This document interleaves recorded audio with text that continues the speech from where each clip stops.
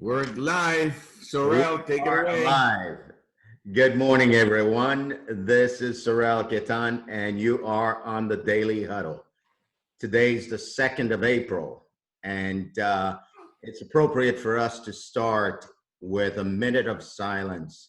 It's a minute of silence to acknowledge the heroes on the front line who are working really hard to stem the spread of the virus, as well as care for the ones who have been impacted by it. We send our love and our prayers to the family members of the people who have succumbed to the virus. And we also send our love to the ones who are in the front line fighting the battle. To your health, to your well-being, and to our courage and are working together to stop the spread. Welcome to the Daily Huddle, the space where you are empowered with what you need to deal with any circumstance, make great decisions in your life, and produce results for yourself, your family, your businesses, and your community. It is my great honor to be your co-host, and I'm saying good morning to you and giving my co-host and business partner the opportunity to do the same. Giovanni Gonzalez, good morning, my friend. Good morning, Saurel, and good morning, everyone. Thank you to our guest, Austin, for being here as well.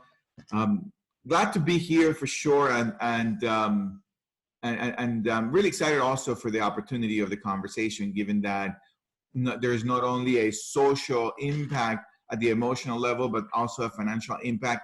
And fortunately, I mean, there are some things that we can take advantage of. So I'm super, super excited about the opportunity of the conversation today. Go ahead, Saurel. Good morning. I've known Austin Thompson for a long time now. Austin, we go way back. Oh, yeah. And I appreciate you being here. I appreciate especially your commitment to your community and the Caribbean community and the world at large. Austin's been at work for a number of years, educating, empowering small businessmen and women in our community.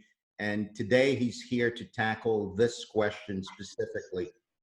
In this time of crisis, if you are a small business owner or self-employed person, how do you take advantage of the disaster relief specifically earmarked for businesses and individuals impacted by COVID-19? Austin, it's my pleasure to welcome you to the Daily Huddle, and my pleasure to hand you over to our worldwide audience. Welcome to the Daily Huddle, my friend. Well, thank you very much, Giovanni and Saurel, for this invitation. Anytime that we have an opportunity to provide information to serve our small business market, that's a tremendous honor. With over 30 million small businesses in the United States, registering over $1 trillion in sales revenue, you can imagine the magnitude of losing our small businesses to this pandemic. Whether it's a small business of 500 employees or a small business of one individual, a sole proprietor, whether it's a for-profit organization or a non-for-profit organization, whether it's a retail outlet or a small manufacturer, a restaurant, bar, cafe, any small business model. What we're seeing now with the coronavirus COVID-19 strain is the total diminishing of revenue in the United States, worldwide, but in the United States as we're focused on U.S. small businesses. And as a consultant, I've been involved in assisting small businesses grow and develop over 10 years actively. And you, Saurel, know the annual conferences that I do for small businesses. You've been a moderator, moderating one of the panels that I've had with the Small Business Administration participating. So we all have, an innate nature in seeing small businesses be successful as we deal with these challenging times. I personally know several small businesses, cafes and restaurants who literally had to close their door. One is basically handling takeout, and they're trying to keep their doors open with just takeout orders. So I'm glad that I'm able to be here on the Daily Huddle with you all and with your viewers to discuss ways in which small businesses can take advantage of the various economic disaster relief that's made available to them. All right. All right, well, go ahead and launch straight into the presentation. I'm sure our viewers are eager to hear the step-by-step ways in which to apply, determine whether they're eligible or not. Things like, when will I get money? How much will I get? How do I apply to get it? Exactly. If I'm not eligible, how do I become eligible? I want my money. Yeah, that's right. And before I start, I must say that, give my disclaimer, as a consultant and as someone that works with small business owners, I am not employed by the SBA, or I am not sanctioned by the SBA, the Small Business Development Center, any chamber of commerce or any government entity to provide advice or anything on behalf of those agencies. This is what I'm taking to do on my own to be a resource or to be a bridge that connects small businesses to the resources they need. Oftentimes when we work with small businesses, we see that there's a subset of business owners who don't consistently stay engaged and stay connected. They don't know how to access resources. They don't know what resources are out there. And when they do try to leverage resources, they get confused with all of the information out there. So with the two bills that were passed in the past 2 weeks by Congress, I know there has been a lot of information out there, and I've fielded quite a few calls, trying to make sense of all that's available for small businesses. So I just want to say I do this from Thompson Management Consulting. I've not been asked by any agency or anything. So I just want to throw that out, and let folks know where this information is coming from. All right. So we talk about disaster and crisis. All right. What is the disaster? What is the crisis? Well, the crisis that we're experiencing now is the closing of thousands of small businesses all at one time due to the pandemic. You look at what's happening across the world with businesses, with supply chains being disrupted, supplies and materials, distributors being rendered dysfunctional right now because they can't get supplies over from Asia or from Europe or wherever they're sourcing their materials and parts because of the pandemic. Here in the United States, because these businesses have their supply chains ruptured, and because of the social distancing and the mandates which have come down by the various local governments, we've seen businesses close their doors almost immediately. We've seen some businesses, some restaurants are able to repurpose themselves. Rather than serving customers, they're able to provide meals to first responders, doctors and nurses and policemen and everyone who is classified as essential, who are still reporting to work. many of these restaurants have resorted to repurposing themselves to providing meals because there's basically no traffic coming through the doors. In the beginning, restaurants had to close off their seating areas because, you know, we as Americans really had to minimize the amount of gatherings or congregation in large numbers, you know, so many of the restaurants, sir. I'm giving you just a small warning. It's 11 after. Okay. The next 10 minutes are going to go by so fast. Yeah. You won't even believe it. Yeah. Yeah.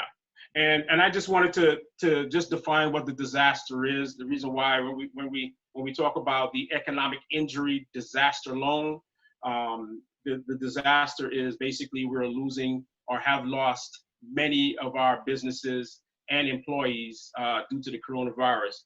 So the two major loan packages that were passed by Congress, one being the coronavirus stimulus package, or the CARES Act, as we've known it to be named, also includes the Paycheck Protection Program, and this is all part of HR 748.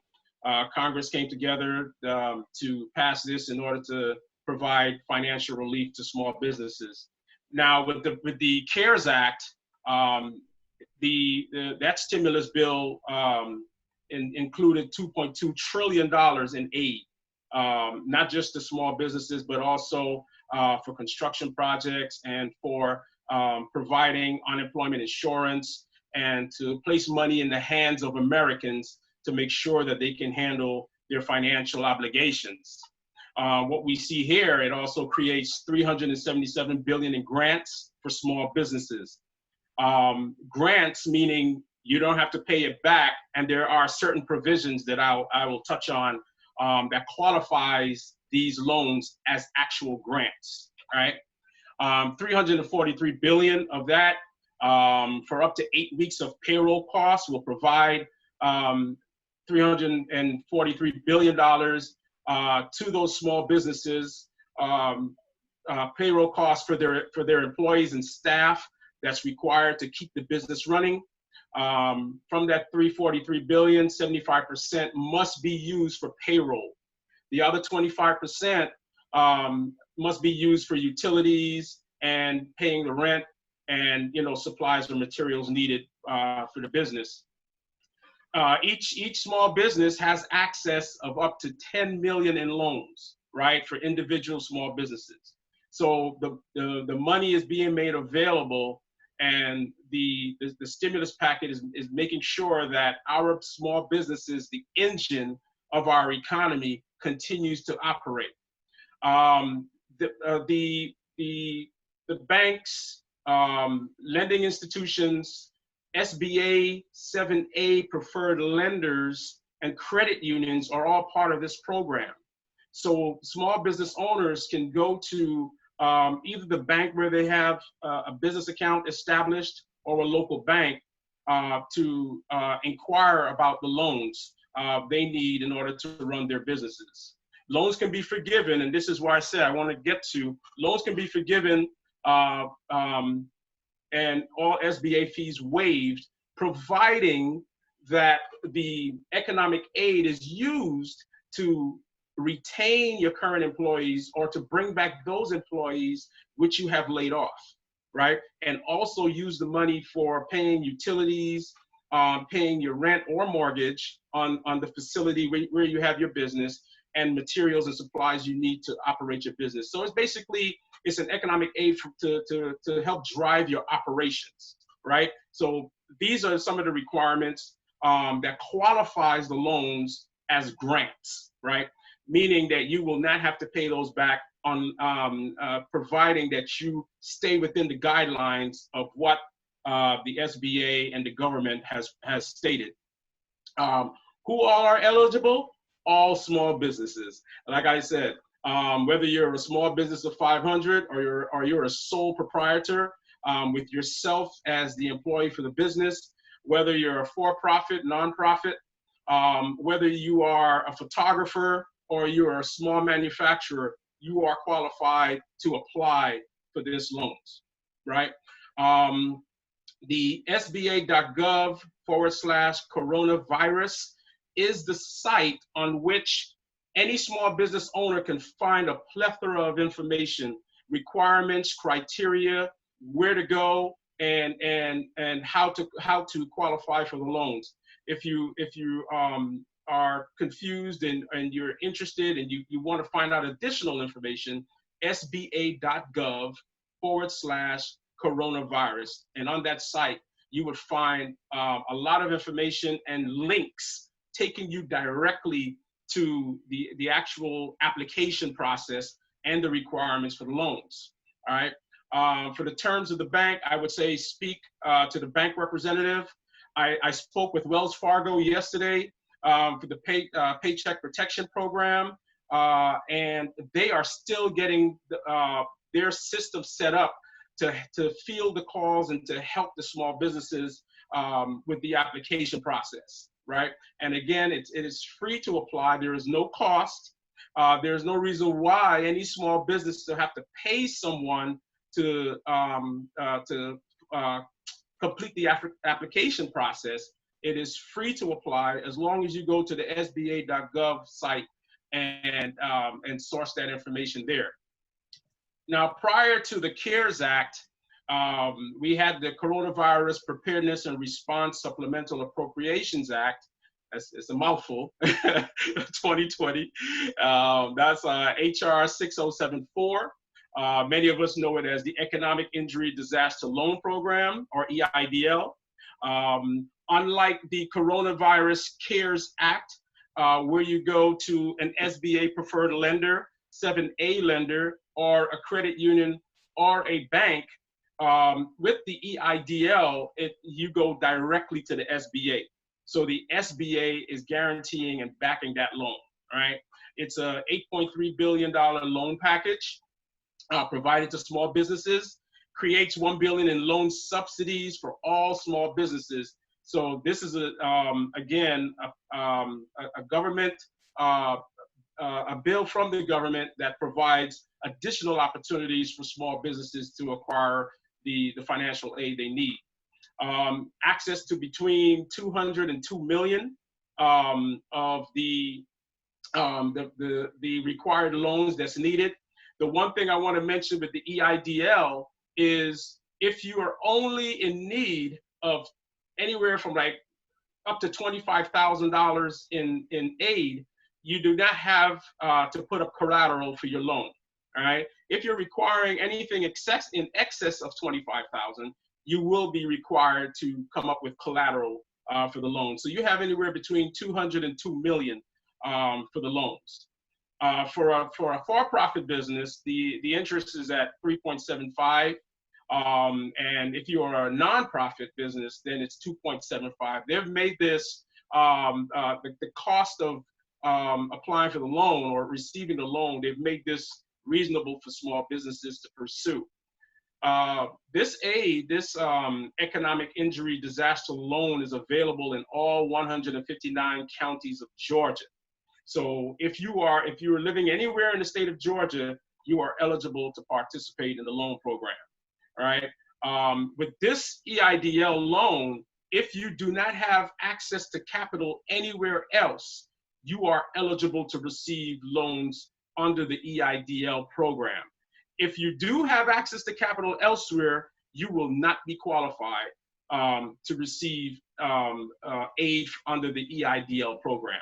So that's something that we must explicitly discuss and point out to small business owners. And again, the funds are dispensed only by the SBA, not through a bank, but through the SBA. The government placed the responsibility, our Congress placed the responsibility on the Small Business Administration to dispense the loans. And again, who are eligible? All small businesses. All small businesses are eligible, all right? Requirements for application. Again, you go to the SBA website. On my website, tmconsultingllc.com, you will see a link that says COVID-19 loans. I have placed documentation under that link that will take you directly to the SBA site and other sites, as well as the Department of Treasury, to apply for the loans and get all the information on how to go ahead and fulfill those requirements. They're very explicit, and they're very particular about the information they need, whether your tax documents for the past year, profit and losses for the last year, any other financial documents that's required will be stated on the SBA site and also on the Department of Treasury's website. All right. Again, I've put up a website and a number, 800-659-2955, and it's disasterloan.sba.gov. You go to that website and it will take you directly to where you need to be in order to get additional information. What I'm giving you is just a high-level explanation of what's available. All of the detailed information to qualify for the loans are under the websites that I'm providing, okay? And before we wrap up, Invest Atlanta has made it available, the Business Continuity Loan Fund. This is for businesses. If anyone is listening and you're within the city of Atlanta, Invest Atlanta has provided their own loan program distributed by the city of Atlanta. And that provides up to $1.5 million to assist small businesses. Again, small businesses of any size, any description. 0% interest on the loan. The loan amount that a small business can apply for is anywhere from $5,000 to $30,000. Okay. And again, within the businesses are within the city of Atlanta only, right? So you can go to the city of Atlanta website. I've also provided information, a link to where you can go, investatlanta.com/business continuity loan fund. And you go to that website and it will take you directly to where you need to be in order to apply for the loans. The one thing I want to go back to with the CARES Act, the amount that you're applying for, let's say, for instance, if you're applying for a loan for $100,000, right? And of course, the maximum for a small business is $2 million, right?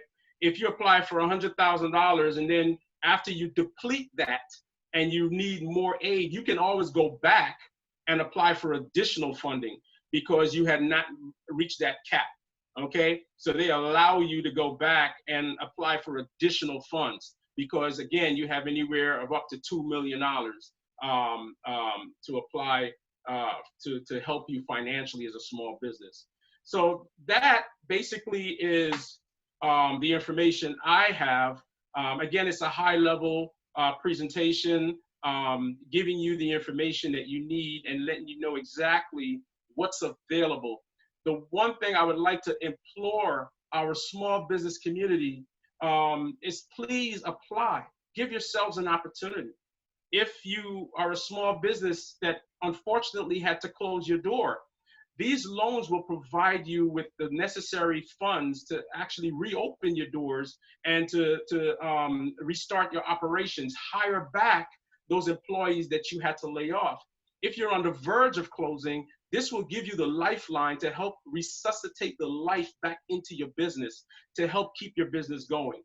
So I just want to implore the small business owners out there to really know that your government is working hard. The chambers are working hard.